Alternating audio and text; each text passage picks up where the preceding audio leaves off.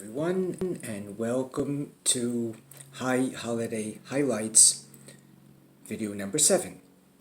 Today we are going to take a look at 3 paragraphs which appear in the various Amidah prayers throughout Rosh Hashanah and Yom Kippur. We refer to these paragraphs as the Uvkhen paragraphs because each one begins with the Hebrew word Uvkhen. Uvkhen is a difficult word to translate, and therefore in our new High Holiday prayer book it is not even translated. The paragraph just begins with the term Uvkhen.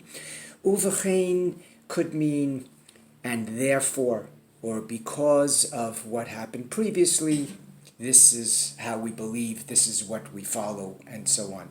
The idea is that by virtue of the Jewish vision established for Rosh Hashanah and established so far even in the High Holiday prayers that we recite, the goal, in other words, of creating a righteous world, we therefore express the hope that God will guide us to fulfill that vision.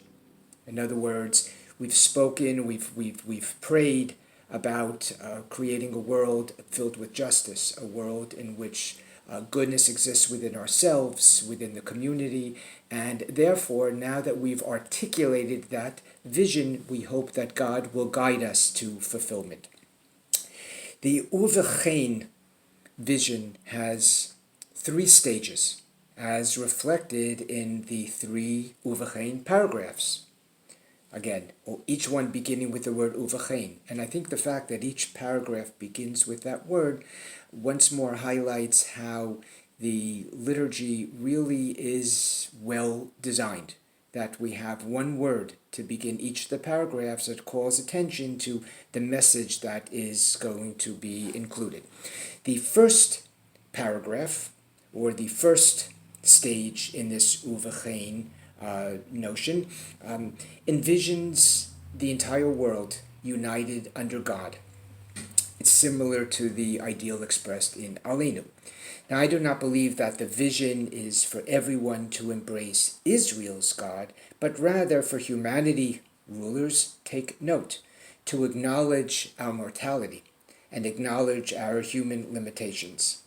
If you permit me just 1 minute of soapbox comment, perhaps if we embraced such ideals, every person, young and old, would recognize that the COVID-19 regulations are not intended to deny our freedom or to dismiss any of our libertarian notions, but rather to urge a partnership, to recognize that each one of us is part of a greater whole. That's, I think, what the first paragraph suggests. We, as a world, need to create something in which all of us stand together as partners. No human being rules over another. There's no human conqueror. Rather, we see ourselves under the rubric of God. The second paragraph, the second stage, specifically refers to the Jewish people and our hope of returning to Israel and Jerusalem, a hope which after 2,000 years was realized with Hakamat HaMedinah, with the establishment of the state of Israel. So this paragraph was a very strong and important vision for so many years prior to the establishment of the state. But even as we now have a state, it is important for us to chant this prayer to reinforce the notion of a land of Israel as being central to the Jewish community. I know that that's not always an acceptable notion to a contemporary audience, but Israel has always been central, and those of us who lived even briefly during a time before Israel's establishment appreciate, everyone who was in that circumstance understands what it was like to be in a world where Jews did not have their own nation. So that's the second paragraph. The third paragraph focuses more on us as individuals.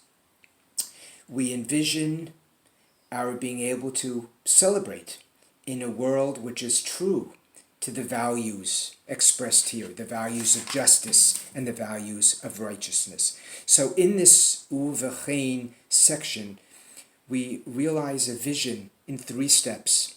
First, a universal acknowledgement that we stand under God, meaning that there is no human despot who has the right to rule over anybody. We are all embracing, holding hands symbolically under the sovereignty of God. Second, there is the Jewish acknowledgement that we as a people acknowledge that ideally the Jewish state helps us to fulfill the commitment to a peaceful future. We know that Israel was often referred to as Or LaGoyim, a light to the nations, a light among the nations. And this was not always an easy vision to fulfill, and some would even suggest it's not even fair.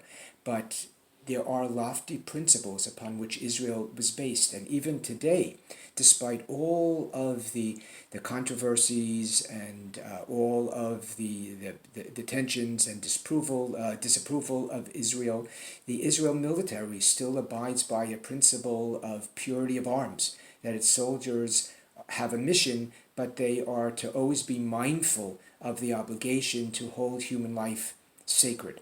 And if they must kill in self-defense, they do so, but only in limited fashion. So that's the second vision. And finally, the third vision is an individual acknowledgement about our role in creating a loving world, and how our being able to do so enables us and will enable us to celebrate in a world with unmitigated joy. So that's Uvkhen paragraphs. We find them throughout the entire holidays. Once again, Shana Tova.